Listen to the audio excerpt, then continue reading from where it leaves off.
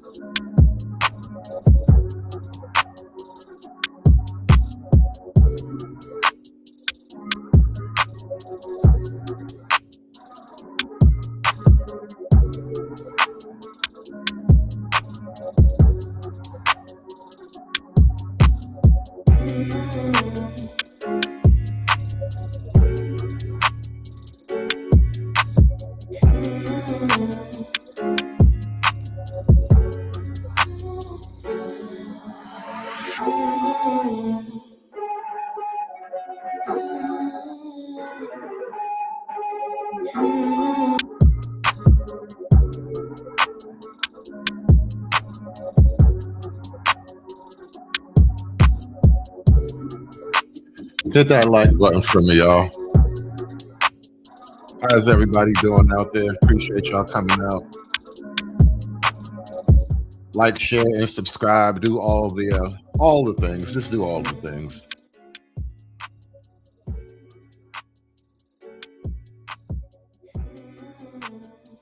Everybody's been talking about this Carmelo Anthony trial recently, and I was in the midst of one of these riveting discussions, and a thought came to my mind, because people were talking about, racism and, the white man just be oppressing us all the time. White man just be plotting against us, all these things, all the traditional mythology that black people like to engage in. And a thought occurred to me, and I was just wondering, what if, all these things, withstanding, what if black people, just as a group, like, not all, but a lot of black folks seem to be what I refer to as highly conflict prone. And what I'm thinking is this feature, this common disposition amongst a wide spread a huge chunk of the black population, a pretty large, significant chunk of the black population, they seem to share this disposition. And I'm wondering if this is a big part of the reason for a lot of these encounters that get turned into like the latest cause celebre, because black folk are always the victims of oppression. It was never nothing George did was wrong. All right. George didn't do anything wrong that day, shit like that.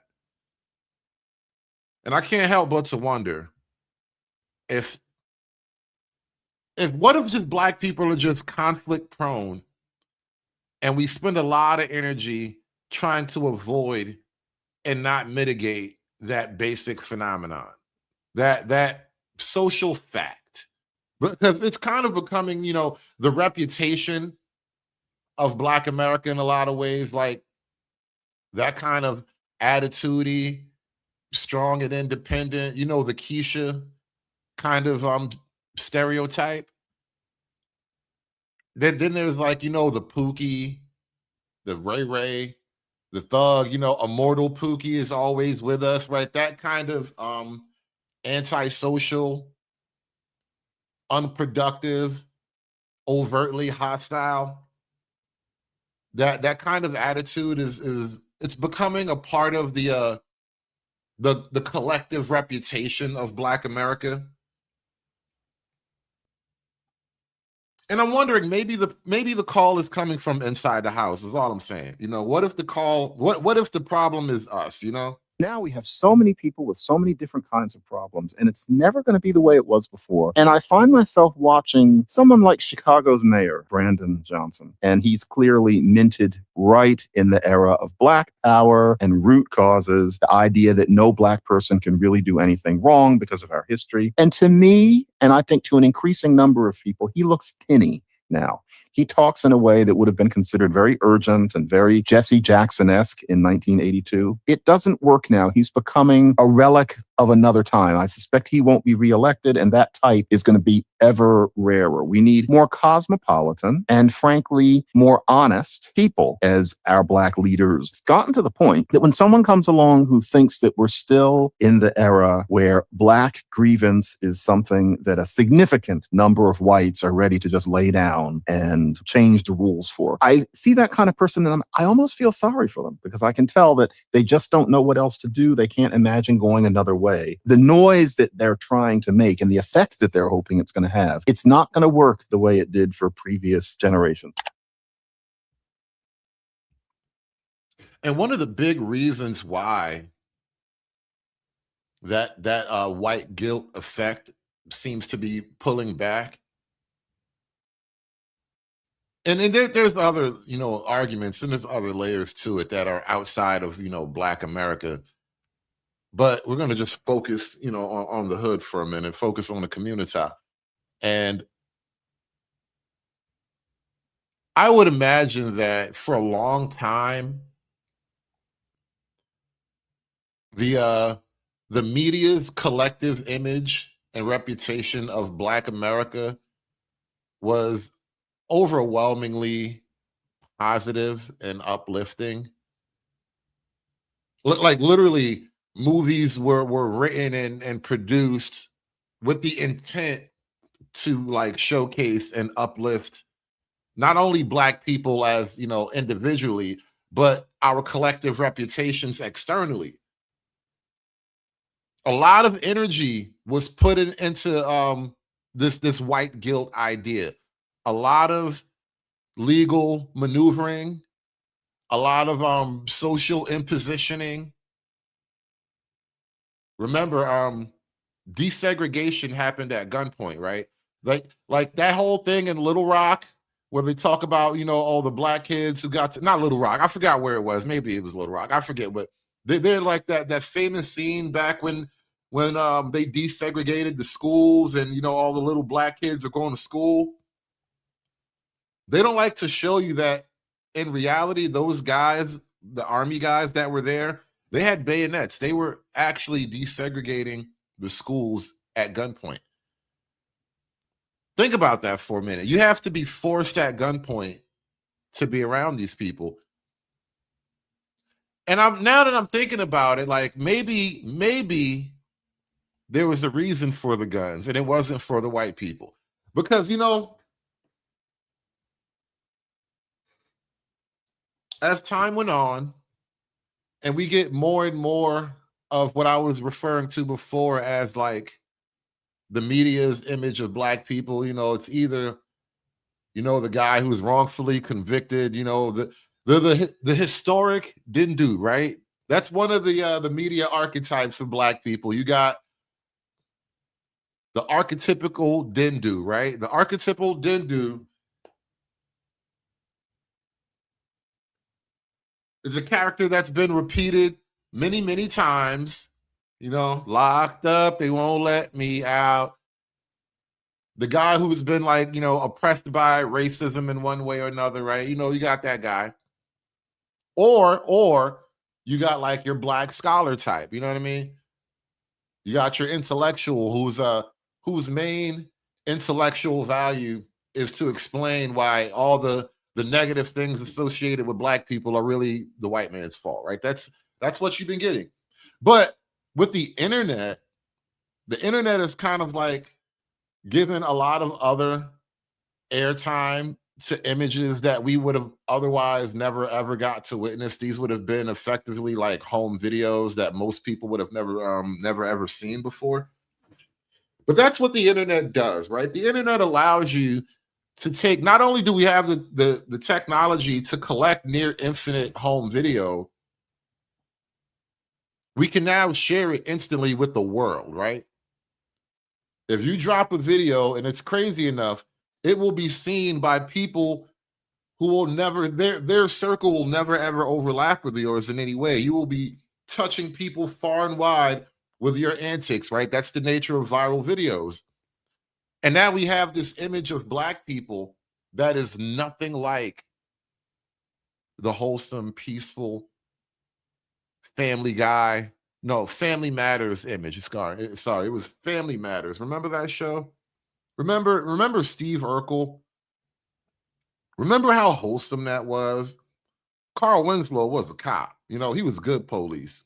He was out there keeping the community safe from thugs and hoodlums and crack addicts and whatnot, right?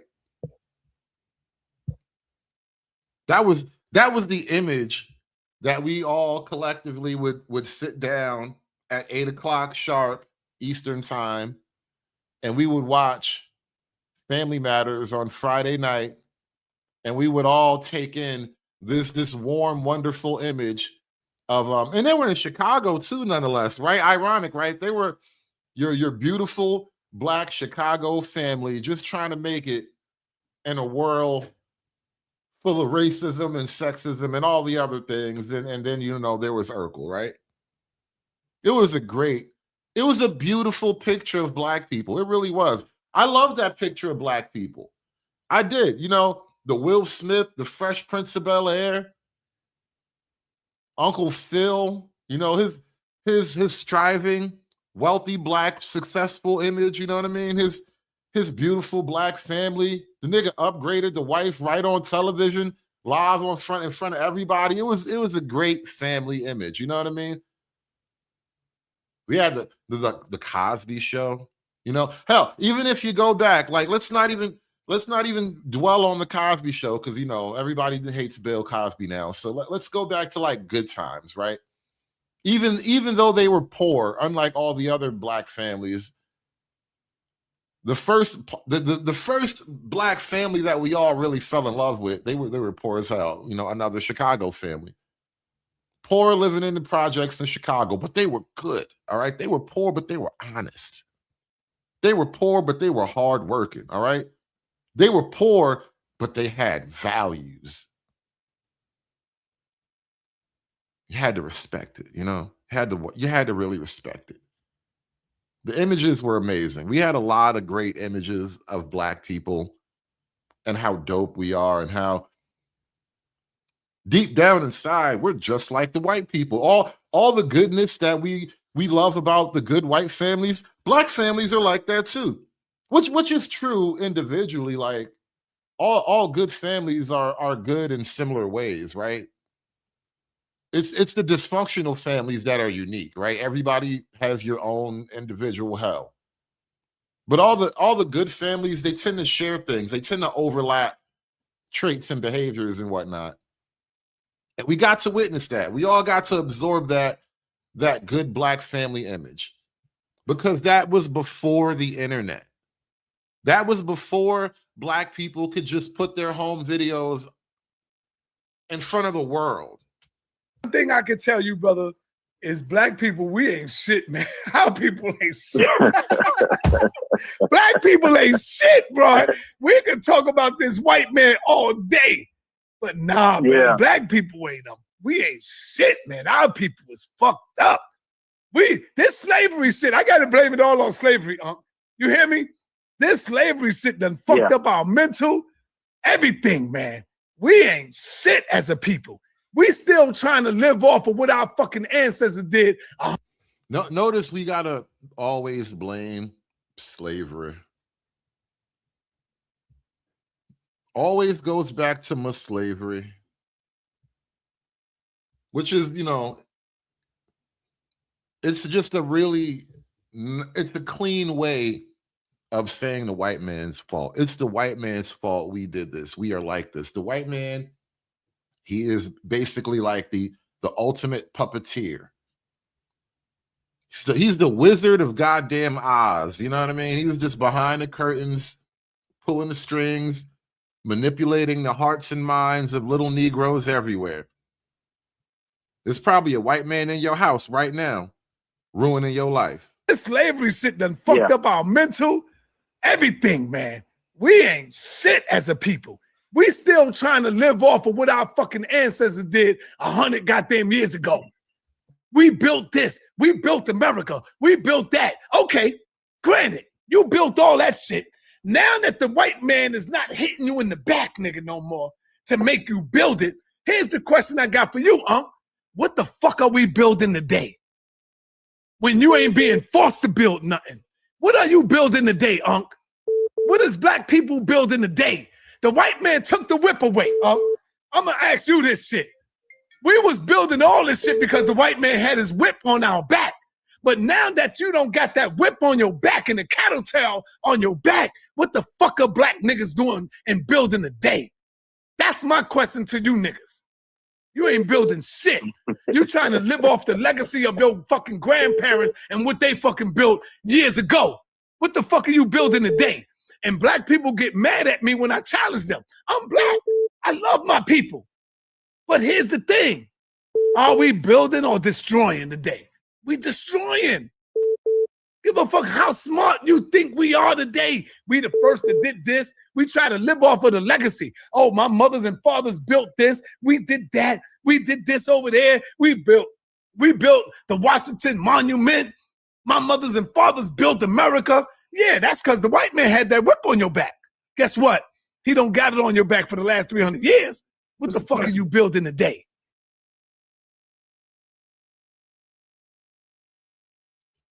Hey, and shout out to Freedman's Journal. He says the only ones building are the families. No families, no building. And that is absolutely true. That is an incredible truth. No building, no families. Every act of building, at least in the way that he's talking about, the manner of building that he believes in, it actually starts with families. It just does. There's really not any other way to get that collective group success without strong family effort and strong family networks and all that, right? Even the goddamn mafia is a family. You know what I mean? It all starts with the family, all right? Goddamn, the Fast and the Furious gang, all right? They're a goddamn family. It all starts with a family, right? You got to have family. You got to have people.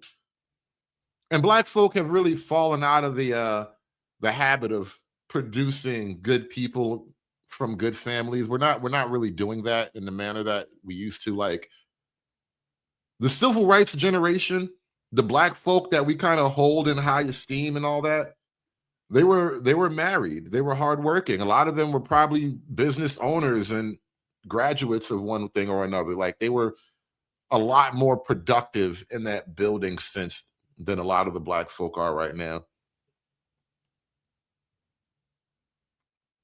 And even in discussing this idea of being conflict prone, I would say for reasons we don't have to talk about at this moment, I would argue a big part of the reason that we're not building families is this conflict prone nature that's, just become a lot more common among the community. How do you have families in a conflict prone environment?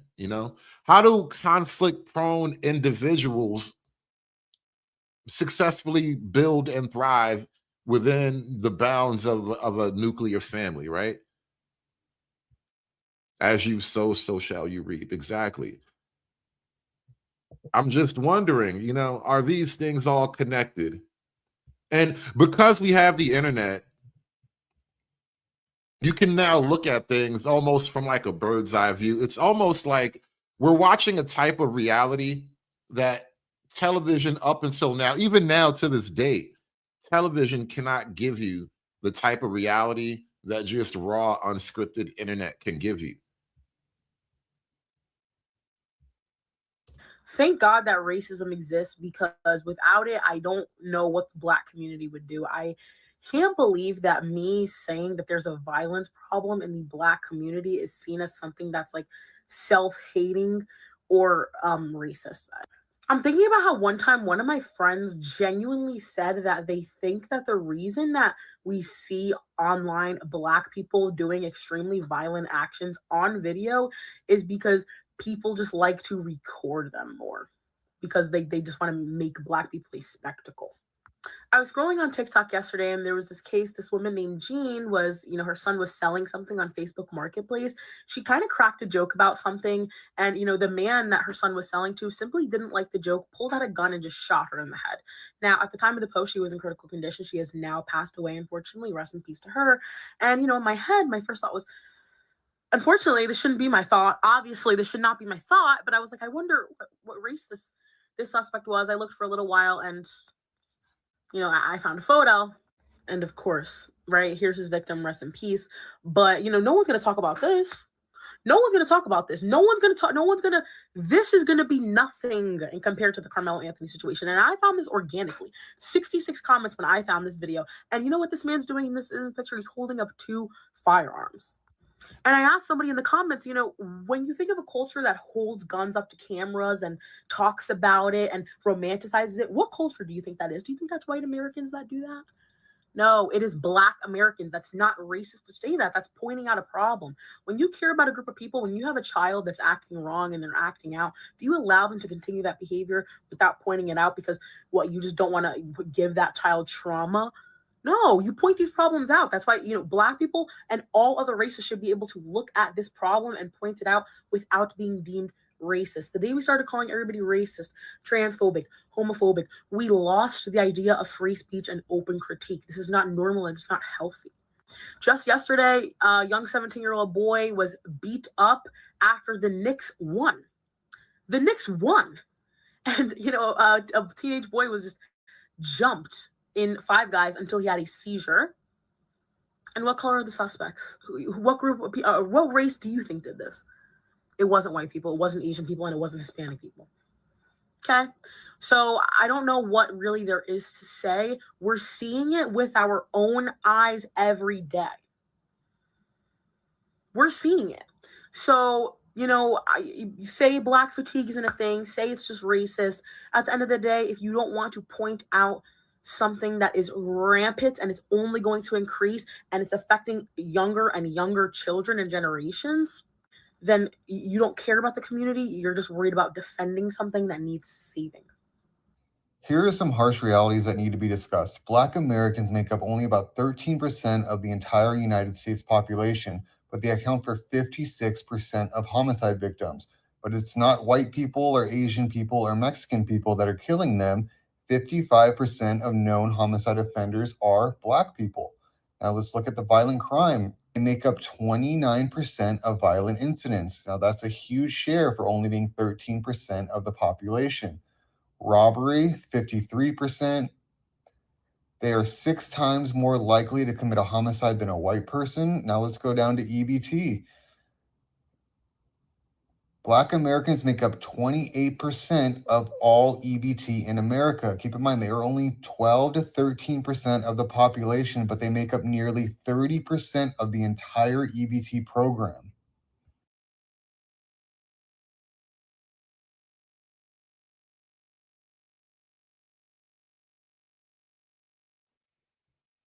I don't know if you guys are down with the latest TikTok trends, but I need to let you know about a relatively distasteful TikTok trend going around right now.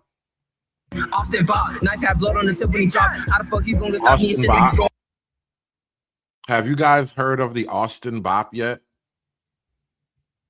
It's this crazy new dance that's taking over the world. Well, it's taking over the black world. Let's put it that way. When I back Marlo out the box, I sound when he died. The fuck with his flow, but I got side. Nigga text my phone, talk about he don't like my shit. He got stopped by a knife. Austin Bop, knife had blood on the tip when he dropped. How the fuck he's gonna stop? They got Austin Metcalf drill music now.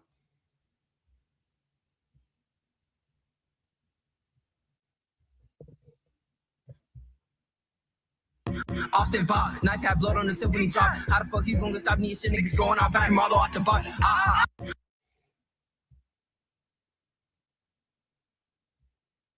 And even still, you know, all of that withstanding, you know, let's say, oh, it's just kids on TikTok. You know, years ago, if something occurred to me, and I know I talk about this every now and then, where like I don't really listen to rap music anymore. I just slowly phased it out of my my musical repertoire. You know, I'm just not into it like that anymore.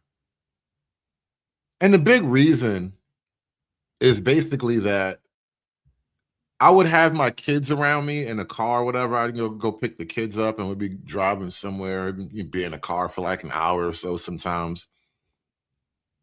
And the kind of music that I might have listened to when I didn't have my kids around, I would never play that music with my kids around.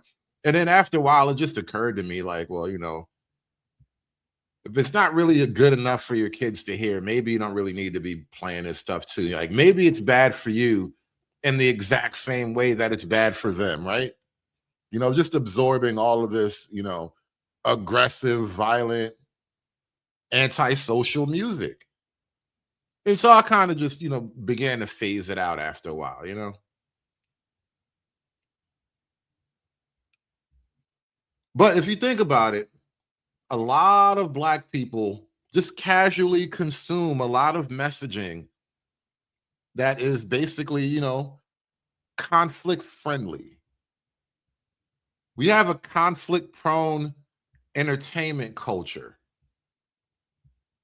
And you niggas got all the excuses in the world. Have you ever seen a nigga hung from a tree? When you show up to my record label with your killing nigga music, I ain't behind what you wrote. The white man is for sure. You wrote them before you got here. And you just gave $1 million for it. But you wrote it. You know, we obviously blame the rapper, but we ignore who's behind the rapper. And nobody. It's the white man. Nah, you goddamn lie. No, it's the white man. No. Listen, when you show up to my record label with your killing nigga music, I ain't behind what you wrote. And again, it's the white man's fault. And one of the elements of a conflict-prone person, I actually pulled this definition from Internet GPT. It says a conflict-prone person, also known as a high conflict person or HCP, has a recurring behavioral pattern of escalating, intensifying, or sustaining conflict rather than resolving it.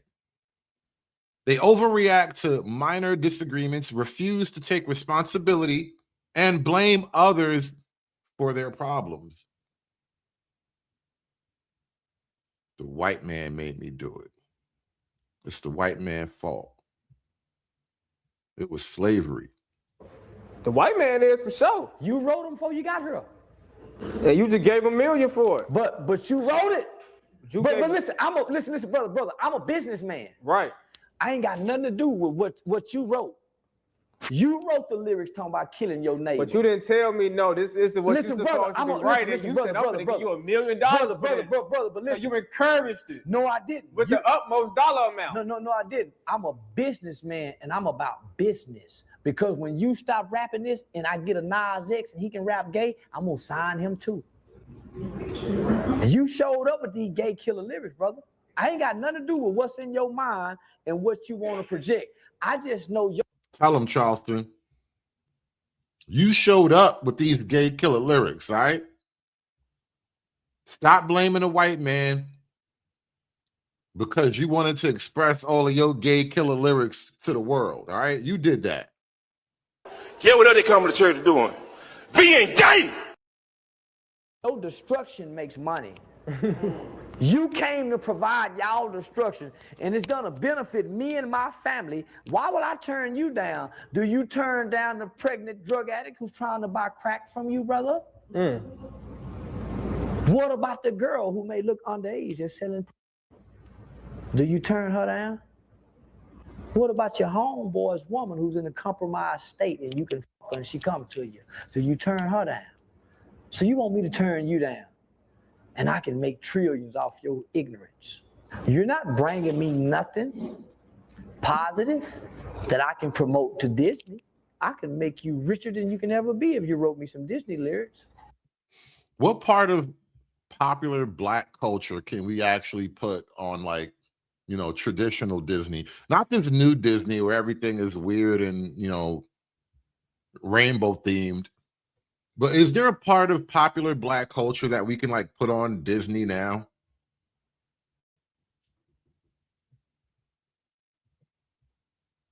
I'm just curious, you know? Because, and again, I'm going to, you know, they blame the white man. I'm going to do a little bit better. I'm going to blame the internet, all right? The internet got niggas looking really crazy. And I don't know if you can put these people on Disney anymore. Long nose, John Silver having that bitch. She could have just left it alone and apologized, but she had to keep egging him on. What do you say they gonna be in jail for their twins? Before they gonna be in jail before they twins. I'm pretty sure your child on coke, cause y'all can afford it. Cause y'all can afford it. Y'all can afford it. But you bothering us. You're out of control. And you're out of control. You talking about some kids. You mad at them children. Your children are hitting you. They didn't hit She clearly can't control her kids. Yes, I did. I'm always watching them. You wrong, sir. Take accountability. Take accountability. Yeah, for being wrong. A shitty mom trying to tell some random person to take accountability because he's tired of dealing with her shitty kids.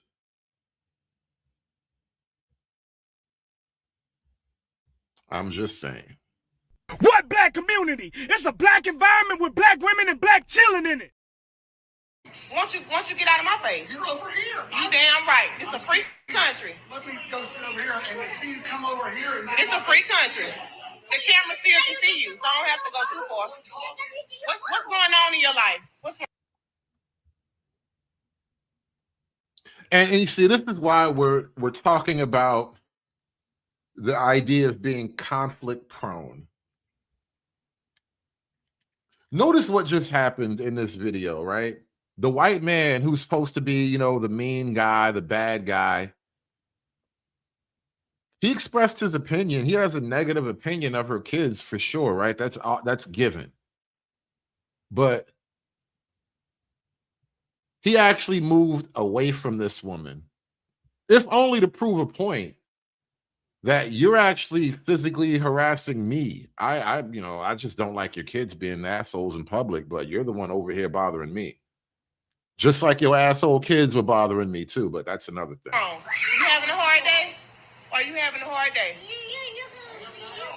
Okay, well, it's okay, sir. It's kids. Pepper, get over here. It's kids. Yeah, she autistic. She nonverbal. Well, guess what? Let them be out of control. And what are you? You grown and out of control. Imagine somebody of Now imagine a grown person being out of control. And yeah, you are. You can't be mad at me. They can run around. They can run around. And where your kids at? Where your kids at? Where your kids at? And dope fiends. Dope. What the fuck does that mean? Because your daughter a nurse? That don't mean shit, nigga. The fuck you talking about? That don't mean nothing because your daughter a nurse. Come on, y'all. Come on. Let's go. Yeah, that's right, Cheese. That's right. Yeah, they Just know encouraging the bad bad behavior. Them kids don't stand a chance.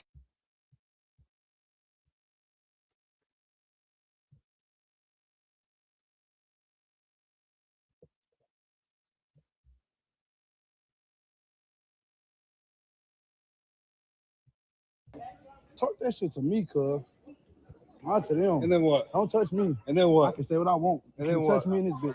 And I then can say what? what I want. And then what? That's why you're walking though, right? I'm walking by choice. Go. Don't touch me. Go. Stop touching me. Stop touching Go. me. Don't touch me. Stop touching Go. me. Stop touching me, bro. Go. Stop touching me. Stop touching me. Go. You touch me. Bro, stop talking to me. What the fuck? Stop talking to me. Just go. I'm gonna walk out when I want to walk out. No, Do you're gonna something go. about it. Go. Who gonna make me? Go. Stop touching me, cuz. Go. Stop touching me, You're bro. about to go in You handcuffs. Stop touching me, bro. You're about to go in cuffs. Go. Stop touching me, cuz. What's your cuz, cuz? You my cuz, bro. Stop Go. touching me with your Go. hand. Stop touching me with your hand, cuz. You can't put me in handcuffs. No, he can't. I didn't do shit. You can't put me in handcuffs. You can't put me in cuffs. I didn't do shit. For what? Watch out, bro. You don't want to go in cuffs, For tough what? guy? For what? For what? Huh? Stop touching. Why you keep touching me? Because you gotta leave. Why you keep, bro, stop touching me though. Because you're not leaving. I'm walking out. Stop touching me. Go. What's wrong with your? Go. Don't touch her. Just go. Go. Shut the fuck up. Shut up. Shut the fuck up. I'm Go. not here. No, go this way. Stop touching me, gang. No. Stop touching me. What the fuck? Bro, what you? Get on the ground. Get on the ground. Get on the ground. Damn. Get on the ground. Get on the ground. Now go.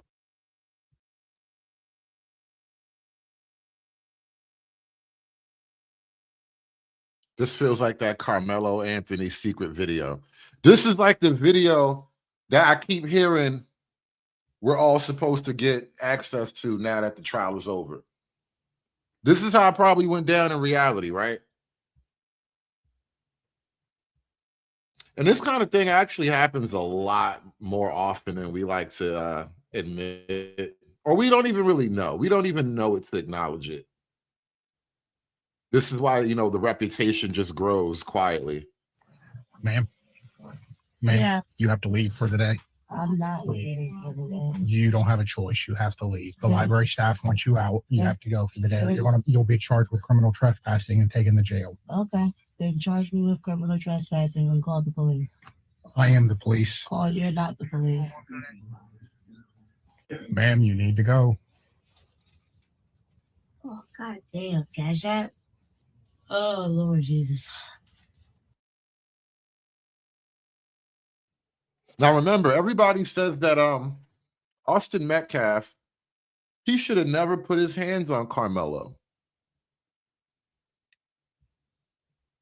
He should have gotten the authorities. Go get an adult, right? And I guess what? The cop was gonna, you know, the adult was gonna have to call the cops eventually.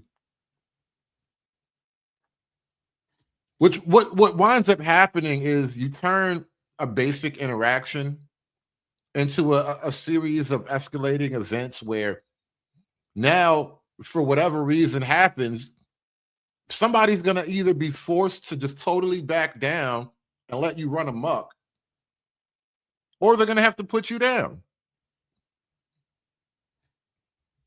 And then it becomes a problem when you force people into a situation where, you know, they wind up putting you down.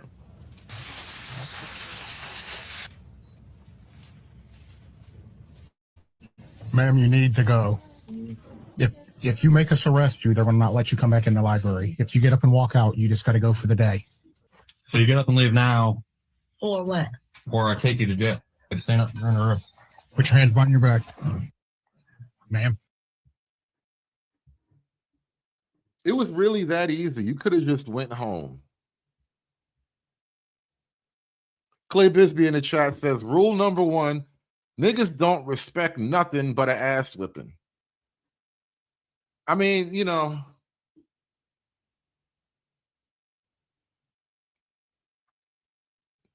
The man has a point, you know. It kind of does appear to be that way. It's like, if you're going to force my hand, you can't complain about what my hand does now because you forced my hand, all right? My hand was just up here chilling. Hand didn't do nothing to nobody. And you forced it, you know? Now you got to deal with my hand. Pimp hand wicked, you know? It's just the way it is. My pimp hand is wicked. And you forced it. You forced my pimp hand. And that's type shit niggas do. Niggas will force your pimp hand. And speaking of the pimp hand being forced, I actually have to take you to a tragedy that just happened like today or yesterday. A young baby was killed. A little black boy was killed by them polices, y'all. I'm tired of them polices killing our black babies. A little baby boy, God damn it, they just be hurting us. Valicia Wally says that she was at Walmart with a friend and baby Cohen. And when they walked out of the store, she says her friend was approached by police. From there, she describes how the situation escalated. But they tried to say that she forcefully was trying to drive and hit them, but they was all on the right side and she was driving towards the left. They just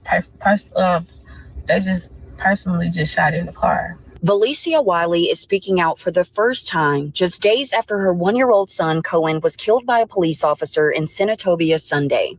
The mother says she was walking out of Walmart with a friend and baby Cohen when Wiley's friend was reportedly approached by police.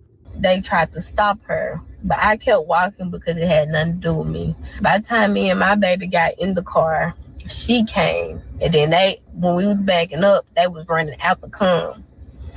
I raised my baby up because they withdrawed their gun. She had no tent. Wiley alleges she put her baby up. Hold up now. Hold up now. I'm trying to understand what this woman just told us, y'all. The police aimed guns at her.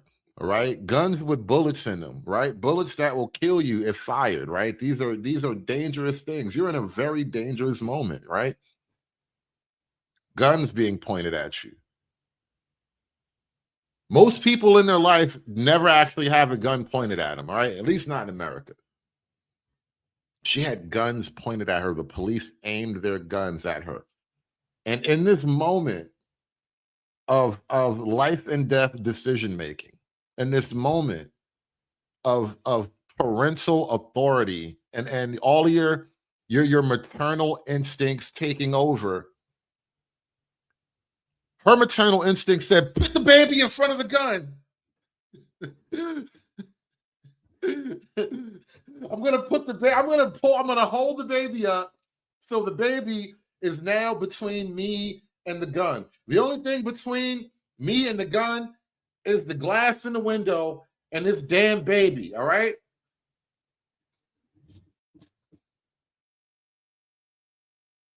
She put the baby up while they could you imagine?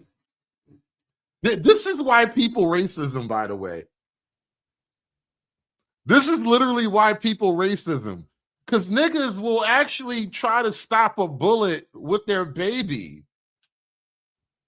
I remember joking about this during that whole South Africa Civil War thing a couple years ago. Chicks running around in the middle of Civil War. There's gunfire and looting and everything going wrong. Bitches got babies strapped to their chest running through the battlefield. I'm like, Jesus Christ. Little Kevlar. I'm telling y'all. Only niggas will actually hold up their babies to stop the violence, y'all. Stop shooting. I have a baby. They tried to stop her, but I kept walking because it had nothing to do with me. By the time me and my baby got in the car, she came, and then when we was backing up, they was running out the come. I raised my baby up because they withdrawed their gun. She had no tent. Wiley alleges 3 to 4 shots were fired, with at least one of the bullets hitting baby Cohen and at least 2 hitting the driver. And then here's the other thing, right? Let's even without taking the police's word for anything right now, just based on what she's telling me, you and your friend drove to this mall or whatever together. You have your baby with you. Now, your friend is accused of stealing. I'm not going to accuse you of being a part of it yet. You know, that's probably what happened, but I'm not going to accuse you of that. And Walmart, okay, fine. You and your friend go to Walmart, and your friend is stopped, and she's accused of stealing. And apparently it's your friend's car. And instead of like standing there and waiting to figure out what's happening with your friend, who we both know your friend would never steal from like little rinky-dink Walmart. Like what kind of raggedy broad steals out of Walmart, right? Your friend would never do that. We both know that. But instead of standing there and waiting the couple of minutes that it would take to clear your good names, you leave your friend in the jaws of the police, right? You leave your friend behind. Like, you know what? She a big girl. She got this. And you go get in your friend's car. So you can't actually leave her behind. You just left her alone to deal with the police, right? So now you're waiting in your friend's car. And your friend, who apparently did not clear her good name with law enforcement, she's running from the police at this point. Technically, she is now fleeing custody, right? Because she was being, quote, detained while they were investigating an alleged theft. Once she left their detainment against their will, she is now a fleeing suspect. That's literally how that works, right? And now your friend gets in the car with you and your baby. You're now a suspect and a getaway vehicle. All these things are happening really fast, right? Chain of events happening like this, just bam, bam, bam, bam, bam. And now your friend, who's the driver of the getaway vehicle, she keeps trying to run away from the police. And, you know, they don't always shoot at the car, but typically, and this is their allegation, they will shoot at you if you're a type of threat. And when she says that the police were all on the side of the car, that sounds like a physically close distance, right? If you're on the side of my car, that's like, you know, it's giving touching distance, right? If you're close enough to touch the car, that's generally how people describe you on the side of my car. If you're not that close, they'd be like, no, he was off to the left somewhere, you know, but you were on the side of the car. You were to the right side of the car. I'm just saying, you got the baby shot. You got your baby shot. Cohen's mother says they then drove to the hospital where her 1-year-old boy unfortunately died from his injuries. Senatobia police allege that officers attempted to stop the car multiple times, but the driver refused and reportedly drove into an officer's direction, which resulted in the shots being fired. But they tried to say that she forcefully was trying to drive and hit them, but they was all on the right side and she was driving towards the left. They just personally just shot in the car. They ain't charged me with nothing. They just let me go. They didn't say nothing. They just kept telling the crowd that they were shoplifting. But I don't know if they found anything because it's nothing fine. The officer involved in the deadly shooting has been placed on leave, and the body cam footage has not been released because the case remains under investigation. Now, here's the thing, right? It would be even worse if there was nothing to be found. What if they were both actually just Walmart shoppers and they went in, Walmart didn't have the color weave that she was looking for, she'll come back tomorrow, and then they decide to leave, right? No harm, no foul. Suddenly you get accused of stealing. You're like, what? I don't steal nothing. Y'all ain't even got my weave. I ain't steal nothing, right? Now, instead of working it out, instead of resolving the goddamn conflict, you escalated the conflict to the point of fatality and felony. Felony and fatality, all right? A felonious fatality because you escalated the conflict. As the Senatobia community awaits answers, there are calls for unity, transparency, and accountability. But my position is, if she had walked out of there with every pamper in the store, that did not elevate the situation to shooting a gun. Right. You really think it was about the Pampers at that point? It has nothing to do with the Pampers at that point. You could have been stealing, lighter fluid. You could have been stealing a watermelon. It wasn't even about the Pampers or whatever. Now it's about you escalating the conflict. Reflect back to things that I have witnessed most of my life. The only difference, we just living in a different time, but the power structure have the same mentality they had when I was a child. Tonight at 6, you'll hear more from those two men who... Goddamn white man.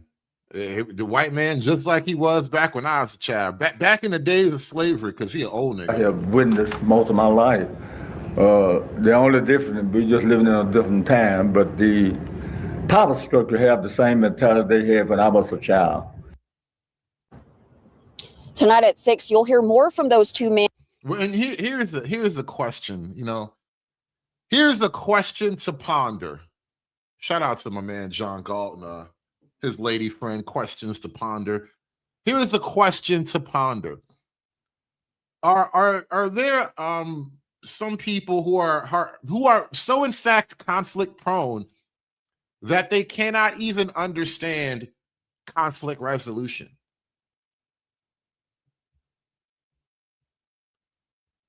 Because that's kind of what I get the vibe of right here. It's like, one, let's say you all right, let's start out with stealing. If you were stealing from Walmart, did you really think you'd just be able to run away? With the police already there? It's not like you're running from like Walmart shopping security, You're running from actual police because they actually have cops at a lot of these Walmarts, depending on your location. Which, if you're at a high theft area, there's obviously going to be police at your Walmart. It was me, my son, and another friend of mine who was at Walmart. As we was leaving out the Walmart, they tried to stop her, but I kept walking because it had nothing to do with me. By the time me and my baby got in the car, she came. And then when we was backing up, they was running out to come. I raised my baby up because they with guns. She my baby up trying to show them that he was in the car. So she was backing up and she hit a car. Think about it. Your homegirl is actively, she's using the car as a getaway vehicle, driving recklessly, running into other cars, right? This is all your testimony. Let me take a quick sidebar. To everybody listening, if you ever get involved in any type of incident, don't post about it on TikTok. Don't give your testimony to TikTok. You shut your goddamn mouth until you get to court, all right? You tell your lawyer and nobody else, all right? I'm not even saying talk to the police, all right? Listen, you shut the hell up. You shut up, you shut the fuck up, all right? You niggas talk too goddamn much. Well, by the time I sat my baby down, it was like 3 to 4 shots. One of the shots hit. Bro, not a shield wall. I hate you niggas. Not a shield wall. Bro. She really picked the baby up and held him in front of the police. Like, stop, don't shoot. I got a baby. They was running out to come in her, but I kept walking because it had nothing to do with me. By the time me and my baby got in the car, she came. And then when we was backing up, they was running out to come. I raised my baby up because they with guns. She my baby up trying to show them that he was in the car. That is literally why your baby got shot. I'm sorry. Listen, you can hate me later. That's why the baby dead. Because you raised the baby up. You raised the baby up. Like, if you would have just, ducked down and, hugged him in your lap and in your chest and curled up and just ducked down in the car seat, baby probably would have been fine. Even if you might have got shot, you would have ate that bullet, all right? You could eat that. It's not like the police walking around with Desert Eagles and shit. They got 9 millis and 38s. You could have ate that. You good. You'd have ate that shit up. Bitches get shot every day, B. Baby mamas get shot every day, B. You'd be all right. The baby would still be alive. You'd have got a lawsuit from the police. But no, you grabbed the baby and you held him up in front of the police guns while she was actively trying to use the car as a weapon. Like, think about this for a minute too, right? Be the cops, right? This is how police logic works, especially in these like escalating moments, right? Once you're in a car, using the car as a getaway vehicle, you've already escalated the physical threat. Because a woman or person on foot with no weapon in hand, I don't even have to aim my gun at you technically, right? I can just like walk up to you and trip you real quick and push you down and lock you up. But once you get into the car, you're now in command of a weapon, not a vehicle, but a mobile weapon. And now that she's operating this mobile weapon and she's recklessly ran into a car right behind her, you're now already kind of using the weapon as a vehicle. I mean, you're using the vehicle as a weapon rather, right? And even if you didn't mean to, this is the state of mind that we're dealing with, right? I'm watching you run into other cars as you attempt to like illegally flee from law enforcement. You are escalating your threat level now. Now I'm justified in responding with lethal force. Now I can pull my guns out because you're operating a mobile weapon. And this bitch held her baby up. At the Walmart, they tried to stop her, but I kept walking because it had nothing to do with me. By the time me and my baby got in the car, she came. And then when we was backing up, they was running out to come. I raised my baby up because they with guns. She my baby up. I raised my baby up. Famous last word. That was the last thing that baby ever heard. That was the last thing he heard. Lil Jamal showed him. Talk to the police, Lil Jamal. Oh my God. I shouldn't be trying to make jokes about this. I can't help myself, bro. But she really made Jamal talk to the police. And you see what I mean about like they be sacrificing little male babies in the ghetto, y'all. She about to get a lawsuit. No bullshit. She can probably sue the city because she wasn't under investigation.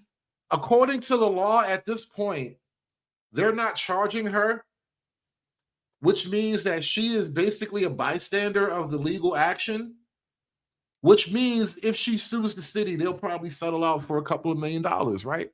I mean, what's a black baby worth nowadays anyway? I don't know. I'm just throwing a number out there, but it's going to be a number, all right? It's going to be a number. She's going to get more money than Carmelo raised. Just put it that way. She's going to get more money than Carmelo because she sacrificed her baby so her friend could get away from the police, y'all. Was she trying to reenact a scene from the movie Lion King? No.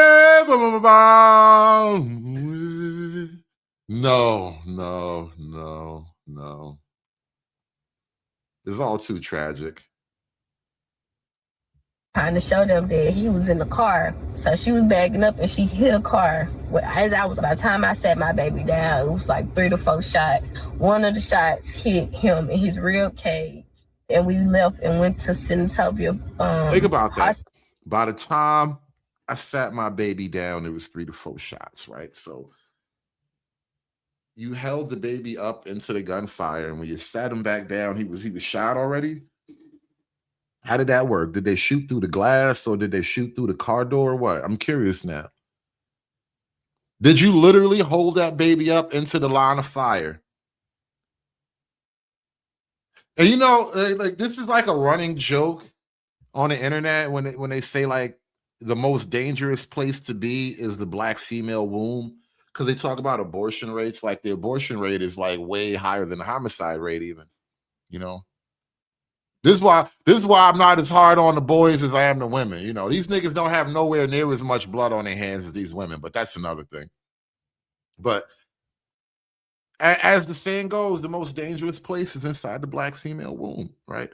I think we have to expand the perimeter. It's not just inside, it's anywhere near and or around.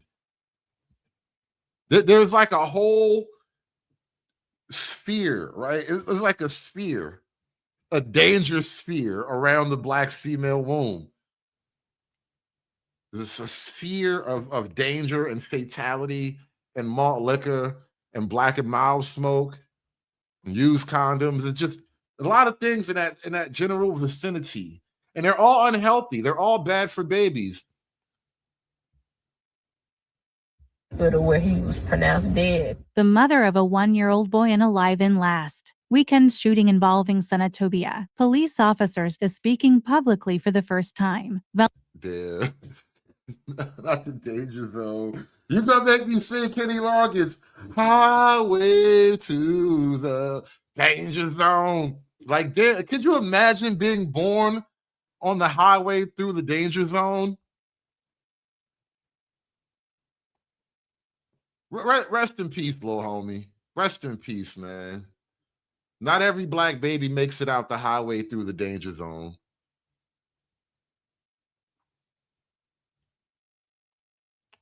Black moms. And you know, I have this little bit on Twitter where like I'll repost something and it's like, you know, checking in on black moms, and oh my God, I can't believe what I found. Like this is definitely one of those black mom stories. Every time you check in on black moms, it's this type shit. Highway through the danger zone. God damn. Alicia Wiley, represented by civil rights attorneys Ben Crump and Van Turner, released a video Wednesday. She said she and a friend were leaving Walmart when officers stopped her friend. Wiley said she continued walking because it had nothing to do with me. Wiley said her friend then got into the car and they started to drive away after seeing officers draw their guns. Wiley said she lifted Cohen up, trying to show them that he was in the car. Jesus Lord.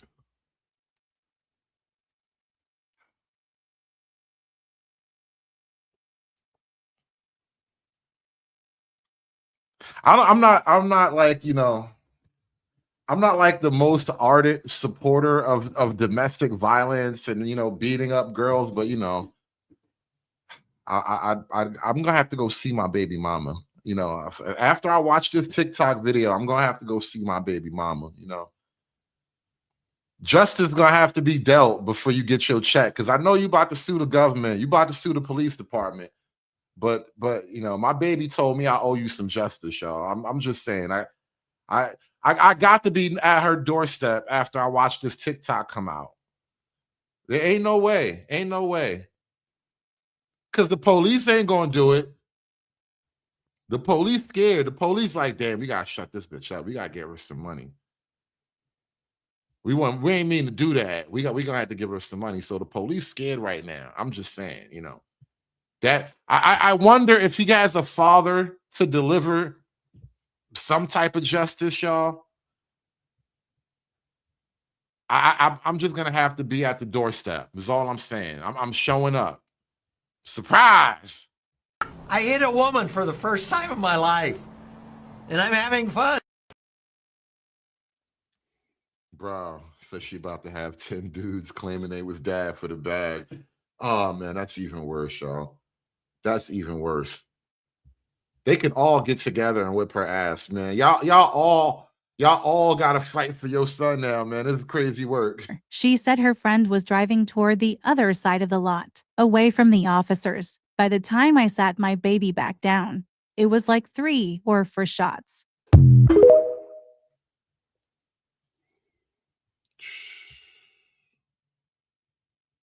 I have a dad competition like in the Odyssey.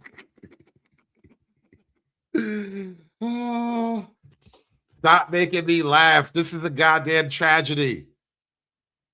Said the baby was an immunity talisman. Oh my God. That you know, I'd be telling you these niggas is primitive, bro. That was really a primitive brain move. Let me hold up my anti-white racism talisman. A little black baby. Like, God, that was such a smooth brain move. Oh my God. An immunity baby. That's what that was. She thought she had an immunity baby. Got me a little reparations baby right here. You know, long as he's still a baby, I can get me some reparations.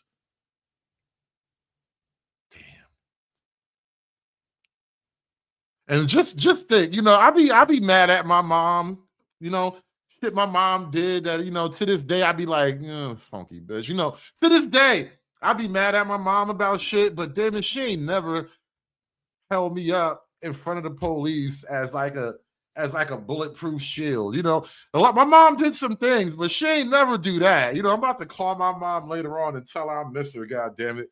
You know, hey mom, you know what? You wasn't that bad actually. I've seen other black moms and you ain't that bad. Like, you know what? No bullshit. This reminds me of the whole Kool-Aid story. I remember I told this one time. I went to these kids' house one day and we was all playing the video games. And like they mother didn't have no furniture in the house. It was literally like a TV on the floor with like a Super Nintendo or some shit. And their mom came in with like some Kool-Aid and it wasn't no sugar in the Kool-Aid. And that's when I realized what an awful house this was. Like, it wasn't even about the lack of furniture. I wasn't even tripping over that because, you know, we got a TV, we got a video game, I'm good money. Once I realized y'all drinking Kool-Aid with no sugar in this bitch, I'm like, you an evil bitch. This is a horrible place to live. It's like, damn, mom, you all right. You not that bad. You actually not that bad. There's black moms out here that's just terrible. Just terrible. I bet you that bitch ain't got no sugar in her Kool-Aid at home either. Got a baby, you got a bulletproof baby and no sugar in the Kool-Aid. Just a miserable place to live, bro. Just a miserable life, bro. Listen, listen. Thank your mom. If you're an adult black male and your mom, despite what she may have actually done, if your mom never held you up as a bulletproof shield to keep the police away from you, you owe her a phone call, is all I'm saying. You owe her a phone call. Cause damn, like I thought my mom used to do some shit every now and then. It wasn't like, you know, a horrible childhood movie or some shit like that. I'm just saying, you know, you did a couple of things, I'd be like, I was fucked up, you know. But now that like when I look in the grand scheme of it, it wasn't like no sugar in the Kool-Aid, I'm gonna hold this baby up in front of the police, guns messed up. Like, it wasn't that bad, you know?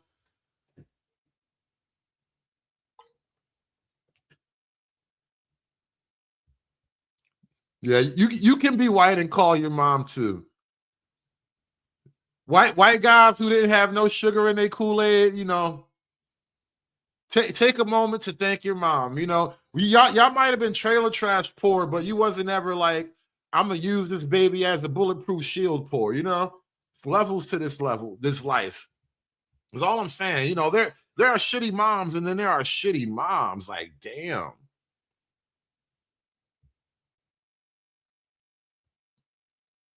And you know what? I was gonna wrap this one up, but there's one last thing I gotta talk about. It's kind of in the vein of the show, but it's a little bit tangential. Killer Mike cried the other day, y'all. Killer Mike. His name is Killer Mike, and he cried because Asian people don't mess with us, y'all.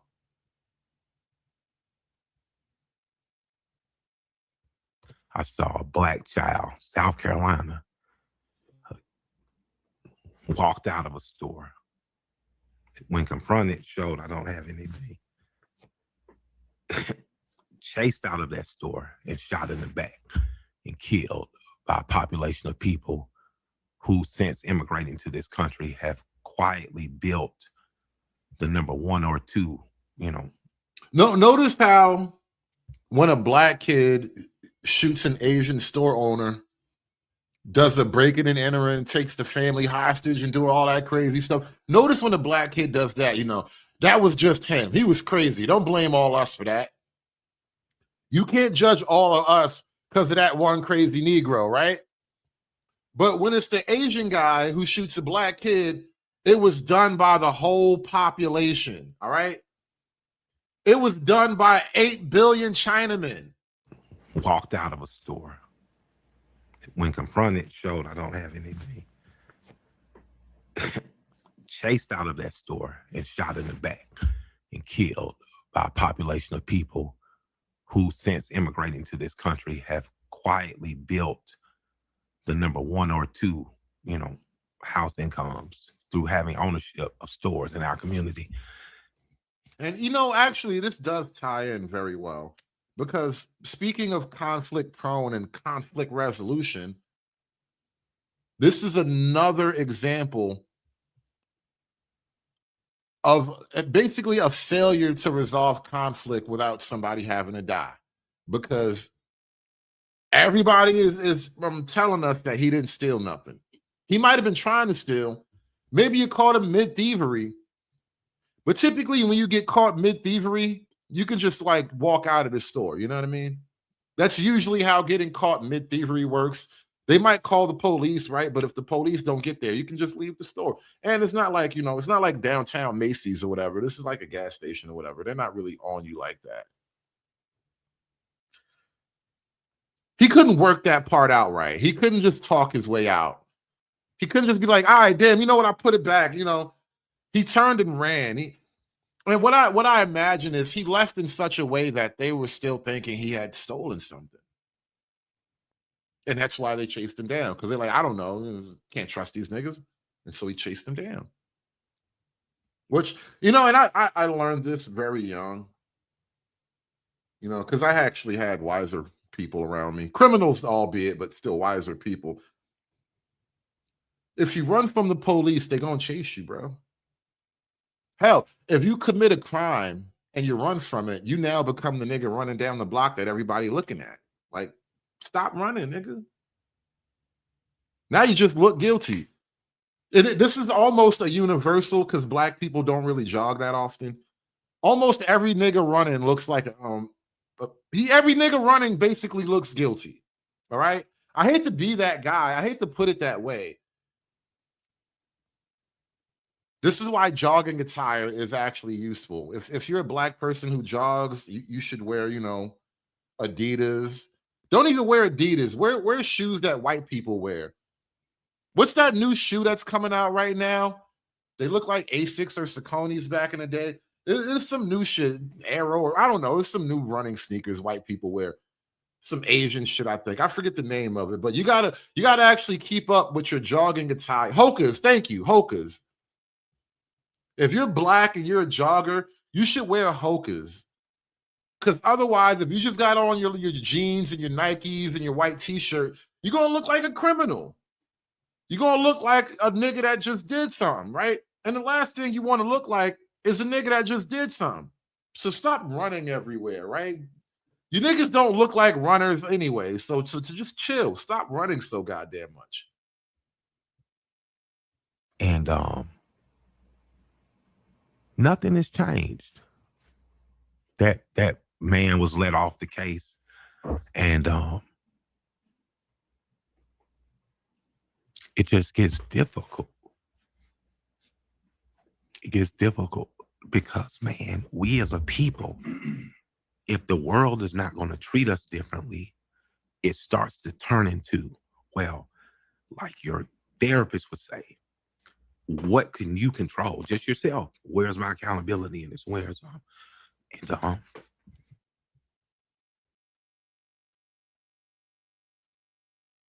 Niggas need therapists to understand accountability. It's tragedy, really. It's not enough to just hate the other person anymore. It's not enough to just hate the Asian store and burn them down and boycott them. And I do think all of that. I'm at a point now where I'm just like, enough. We can't fuck with y'all. Y'all don't fuck with us. And it's obvious. And we are put in a position by a bigger master to be taught not to fuck with each other. So you as the model minority always see us as beneath you. And yet I told you, technically black people are the #2 ethnic group in America, or we were. Now I don't know where we are. But everybody wants the #2 headband. Black folk in America really are Afro samurai, and you niggas just don't want to own up to it. You refuse to be a proper Afro samurai. You niggas want to be woke and shit. Fighting your forever revolutions and shit. You need us because you could never put a store in the master class's neighborhood. You know, that's another thing. Black folk are really under the impression that the vast majority of Asian American wealth comes from liquor stores and fried chicken and shit. Like, really, you really think that the Asians became like the wealthiest population in America off chicken wings and malt liquor? As if you niggas eat that much chicken wings and malt liquor anyway. I don't even think you niggas can consume that much chicken and malt liquor to put the Asians all the way up in the earnings category. There ain't that much chicken and malt liquor around to do the job. But somehow, some way, you really think black dollars are the reason why Asians have money? All we got to do is boycott the weave shop. We're going to buckle the entire Asian community. Stop buying weave. That'll show them Asians. And you know, now that I think about it, in the grand scheme of things, the Asians who own like a weave shop, the Asians who own a gas station in the black community, they're probably on the lowest rung of like Asian like socioeconomic mobility. Like owning a business where you have to deal with niggas all day is probably like a starter business for Asians, you know? I bought my son Han a gas station to teach him responsibility. You know, that'll make a responsible business owner out of you. If you can turn a profit off these niggas, I'll get you a job working at my law firm or some shit like that. Like, you really think that Asians got really rich because you niggas like chicken wings and fried rice, bro? Stop it, Five. You didn't do that. And if we won't unite against them, we won't unite for ourselves. Yeah, but if we won't, think about that. You're just gonna skip right over that. You crying ass nigga, you teary-eyed ass nigga. We can't unite for ourselves, right? But you want the Asians to unite with us. How do Asians unite with a group of people who have not united with themselves? And that applies to every other group, by the way. You know, the Mexicans, all of them, all the other groups, all the non-white, non-black people, right? But you want to be unified. We won't unite for ourselves. Yeah, but if we won't unite, I mean, the Asians and black against the master class, then we can no longer fuck with y'all. Because it's just not working. It's not working where you can hunt down a child. We were supposed to team up against the white man.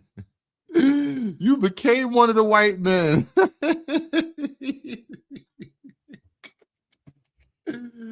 Oh, the Asians became honorary white. With the Ricky Chow killing, the Asians have officially become honorary white people in America now. You know how they talk about like the Illuminati sacrifice? That's what it was. That's how the Asians got in there. Listen, we need y'all to help us up. You know, we're gonna need you to tighten up the rear for us. And the Asian was like, I got you, Mr. Charlie. And they let you get away with it 2 times in my lifetime.